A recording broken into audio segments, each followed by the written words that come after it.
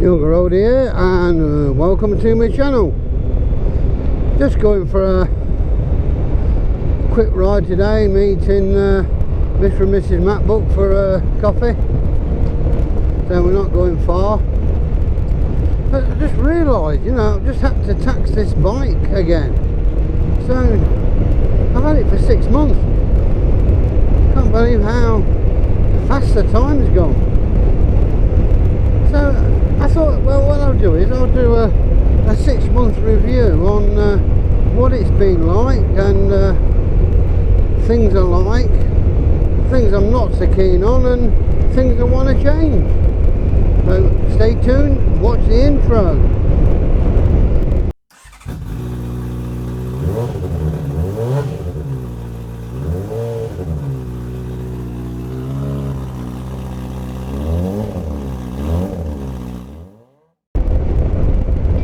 The first thing I really love about this bike is the seating position. The only thing I've made to it is I've got the bar risers on it, and it's a very comfy bike. Yeah, I'm really pleased with that part of it so far.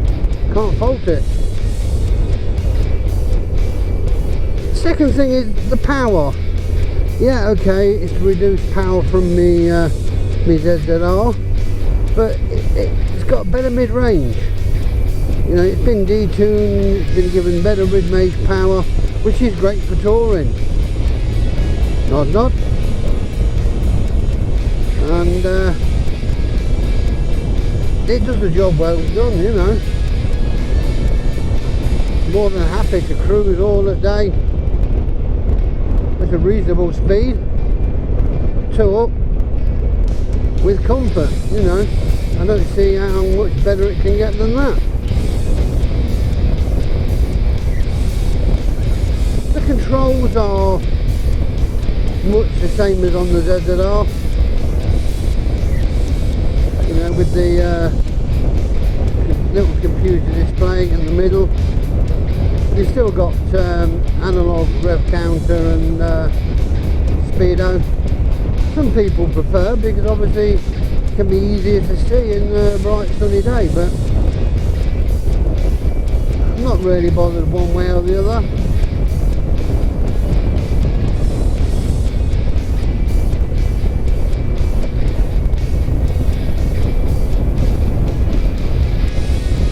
The weight of the bike, when you're riding it like this, perfectly adequate, you know. It's pretty, don't feel heavy at all. Feels nice and planted in the road, but it's still able to turn in corners, roundabouts, without any problem.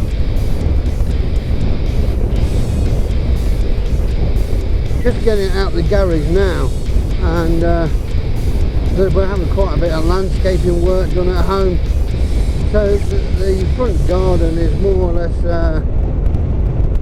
yeah, unlevel brick ends and everything else. So consequently, yeah, getting it out there this morning was a challenge. You know, try sitting on it, pushing it with my legs, and in the end I had to sort of get off and manually drag it out. So there's definitely a difference in the weight when you're moving it like that. What comes standard with the bike are the heated grips. They're great, you know, very handy on a chilly morning. The panniers, they're more than adequate. Yeah, they're about the same size as the ones I had on my ZZR. Not huge, but more than enough for two of us to take, you know, clothes away for the week. No problem at all. The top box is a big plus. You can only get a single helmet in it. You can't get two. You can swap it out for a bigger one, but I don't really see the point. It's fine as it is. At least the wife's sort of not sitting on the back, leaning forward with a rucksack on like she was on the ZZR. At least now we can put some extra stuff in the top box. It's got a pad on it, so she can lean back and have a little bit more comfort. The mirrors are absolutely brilliant, probably the best mirrors I've had on any bike. They remind me of the ones on the Honda Pan-European. The fact that they're sort of low down, when you do look into them you do get a really good view. The other plus I think is a shaft drive.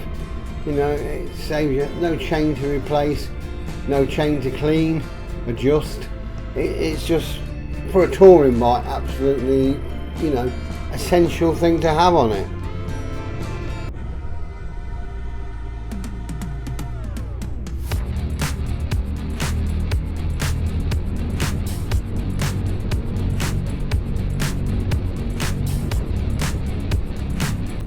Now, whether it's due to my size 14 motorbike boots, I've not been a dainty fellow nor got dainty feet.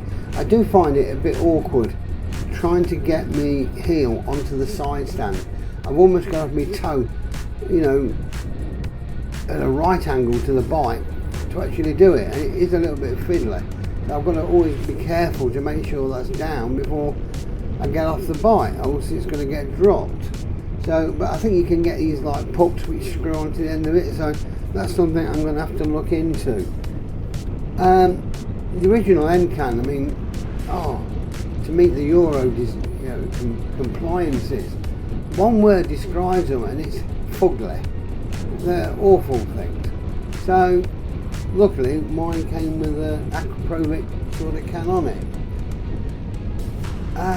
Reverse gear would be such an advantage for this bike, even if it just crawled along. You know, it can be a little bit of a nightmare to push backwards.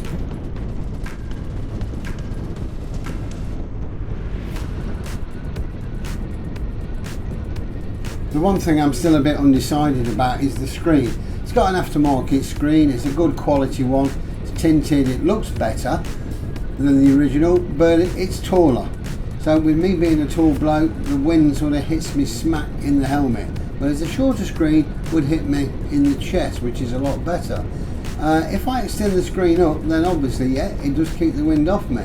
But with recorded, I'm constantly, you know, flashing in and out of the tinted screen area. So the footage doesn't come out as good. So whether I need a shorter screen or whether I need to go for a clear screen, that remains to be seen. One thing I'm actually thinking of getting over the winter ready for next year's touring is actually a gel comfort seat. Yes, I can have it built up, which will give me give me even more leg room, but also it's just going to be a little bit more comfy for the wife and me on a long journey, so we don't get the numb bum situation. It's not that bad on the bike, but it might just improve it further.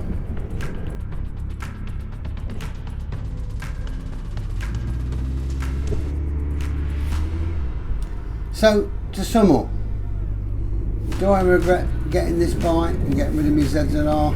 At first, yes, it was a bit of a wrench, but 6 months in and I'm more used to this bike, it is more pleasurable to ride. It's just purely because of the comfort. So, do I regret getting it? No, not at all. I think I made the right decision. If Mr. MacBook is listening to this, he's going to be saying told you so, because I told him it would never be as good as my ZZR. I actually looked at the ZZR only last night, funny enough, and a friend of a friend had got one, and basically, yeah, I wouldn't swap back. As a touring bike, I think the GTR absolutely does everything you need it to do. So yeah, 6 months later on, I'm well pleased with the purchase.